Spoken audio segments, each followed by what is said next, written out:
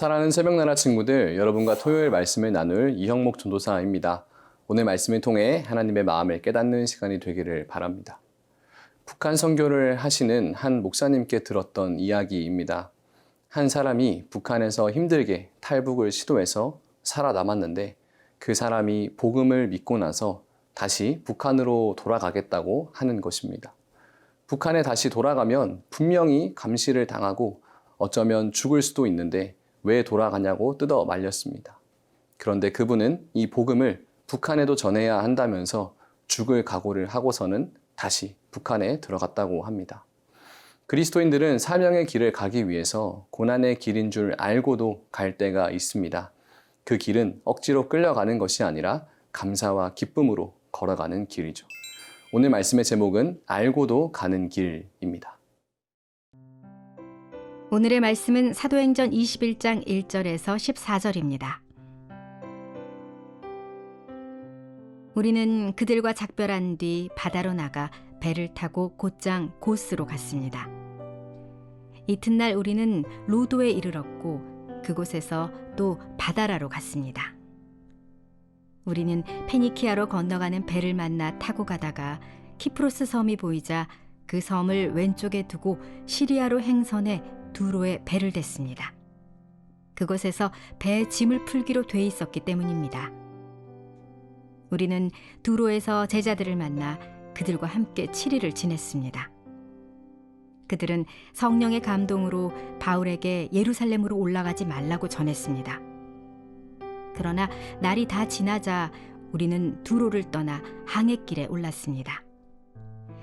모든 제자들과 그 아내들과 자녀들이 도시 밖까지 따라 나와 우리를 전송해 주었습니다.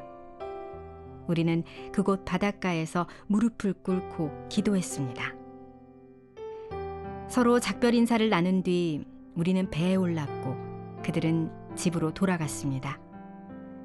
우리는 두로에서부터 여행을 계속하다 돌레마이에 도착해 형제들에게 인사하고 그들과 함께 하루를 지냈습니다. 이튿날 길을 떠난 우리는 가이사라에 이르러 7사람 가운데 하나인 전도자 빌립의 집에 머물렀습니다. 그에게는 결혼하지 않은 4명의 딸이 있었는데 그들은 모두 예언하는 사람들이었습니다. 그곳에서 여러 날을 지내는 가운데 아가보라는 예언자가 유대로부터 내려왔습니다. 그가 우리에게 와서 바울의 허리띠를 집어 자기 손발에 매더니 이렇게 말했습니다. 예루살렘의 유대 사람들이 이 허리띠 주인을 이렇게 동염해 이방 사람들에게 넘겨줄 것이라고 성령께서 말씀하십니다. 우리는 이 말을 듣고 그곳 사람들과 함께 바울에게 예루살렘에 올라가지 말라고 간곡히 권했습니다. 그러자 바울이 대답했습니다. 왜 여러분은 울면서 내 마음을 아프게 합니까? 나는 주 예수의 이름을 위해 예루살렘에서 붙잡힐 것은 물론 죽을 각오도 돼 있습니다. 바울이 설득당하지 않자 우리는 주의 뜻이 이루어지길 기원합니다 하고는 더 말하지 않았습니다.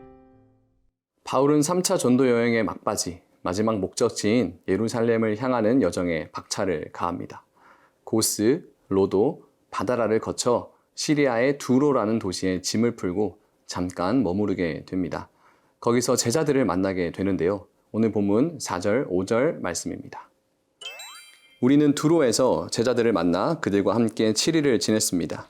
그들은 성령의 감동으로 바울에게 예루살렘으로 올라가지 말라고 전했습니다. 그러나 날이 다 지나자 우리는 두로를 향해 떠나 항해길에 올랐습니다.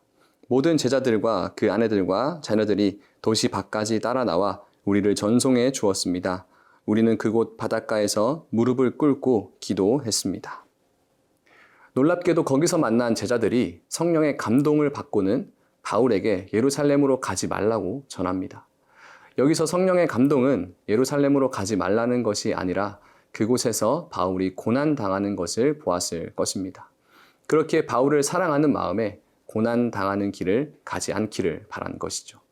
마치 베드로가 예수님의 고난에 대한 예언의 말을 듣고는 절대 그러면 안 된다고 막았던 것처럼 바울의 본뜻을 알지 못한 채 고난은 당하지 않았으면 좋겠다는 마음을 막아섰을 것입니다.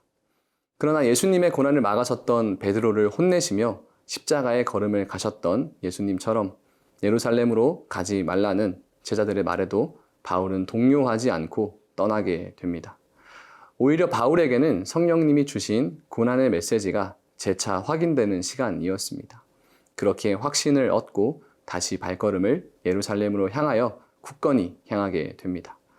그리고 그런 바울을 보며 모두 나와서 바닷가에서 무릎을 꿇고 기도합니다. 역시나 부르심의 길을 온전히 갈 수 있게 하는 힘은 하나님의 은혜를 구하는 기도입니다. 함께 기도할 때 하나님의 은혜를 통해 고난의 길도 순종할 수 있는 힘을 주십니다. 사랑하는 새벽나라 친구들, 우리는 예수님을 믿고 어떤 사명의 길을 가고 있습니까? 예수님이 그러하셨듯이, 바울이 그러했듯이 복음을 전하는데 고난이 따른다면 그 사명의 길을 굳건하게 걸어가야 하겠습니다. 그리고 그 길은 함께 기도하면서 하나님의 은혜를 구할 때 흔들리지 않고 걸어갈 수 있게 됩니다. 오늘 하루도 함께하는 동력자들과 손을 잡고 기도하며 각자의 사명의 자리에서 살아내는 모든 세나 친구들이 되기를 바랍니다.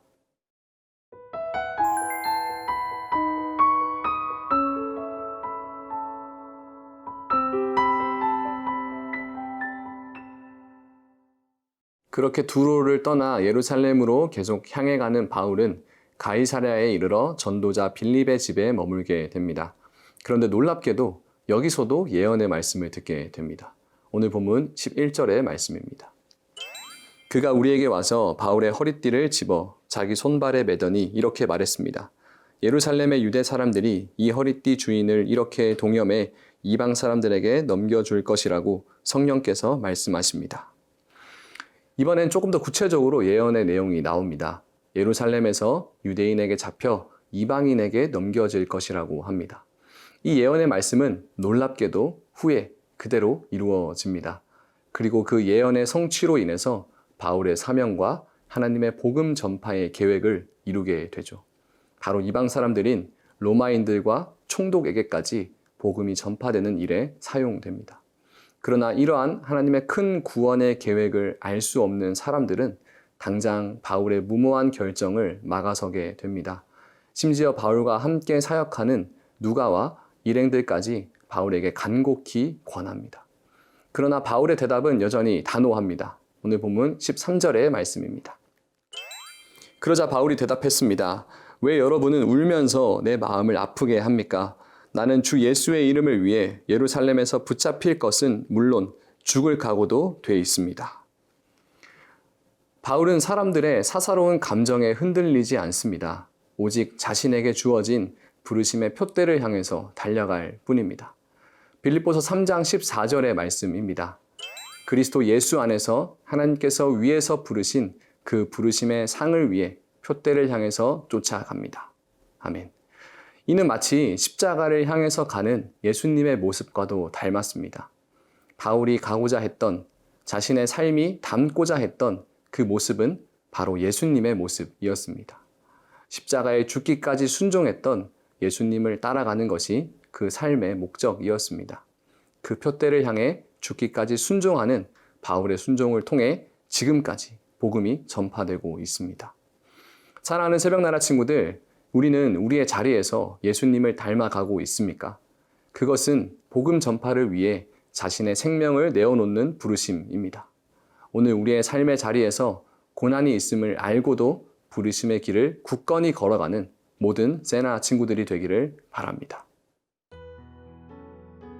살아계신 하나님, 우리 아버지, 우리는 연약합니다. 예수님처럼 바울처럼 고난의 길이 여전히 두려운 마음이 있습니다. 그렇게 함께 기도합니다. 우리에게 주신 표대, 예수님의 모습을 조금 더 닮아가는 오늘 하루의 삶이 되게 하여 주옵소서. 예수님의 이름으로 기도합니다. 아멘.